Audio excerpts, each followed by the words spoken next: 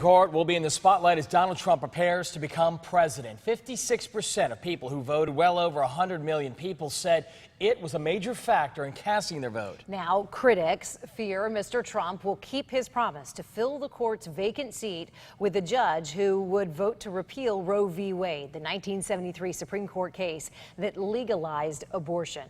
President Obama has just signed an order that, in effect, prevents states from cutting funding to Planned Parenthood. So, can a Trump presidency undo that? News Channel 5's Jacqueline Powell joins us now from the newsroom as people ask more questions and voice their concern. Jacqueline.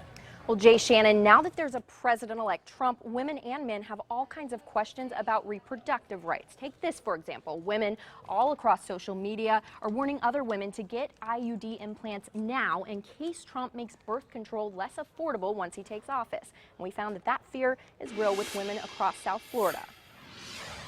We're all in trouble. Women I talked with told me they fear that Trump's promises to do away with the Affordable Care Act could impact the cost of health services they rely on.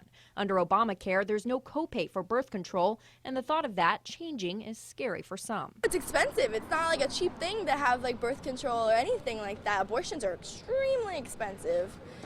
It's ridiculous. At Planned Parenthood, a spokeswoman told me lots of people are calling with questions, wondering what might happen when President-elect Trump takes office. We're just, reminding them again that we'll be here. We'll make sure that they have access to the care that they need, no matter their zip code, their income, or party lines for that matter. Spokeswoman Laura Goodhue made it clear any woman can still get affordable birth control at any Planned Parenthood location. But she admitted some comments by Mr. Trump have women on edge. We saw some campaign promises from Donald Trump that, he would actually punish women for having an abortion. Do you believe in punishment for abortion? Yes or no, as a principle? The answer is that there has to be some form of punishment. For the woman? Yeah, there has to be some form. There's uncertainty around that. Certainly the president can appoint, justices to the Supreme Court.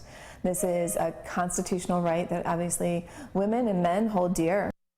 In that interview, I was told that since Election Day, patients have been donating to Planned Parenthood to show their support. In addition to federal funding, Planned Parenthood also runs off of donations and the money its health clinics generate.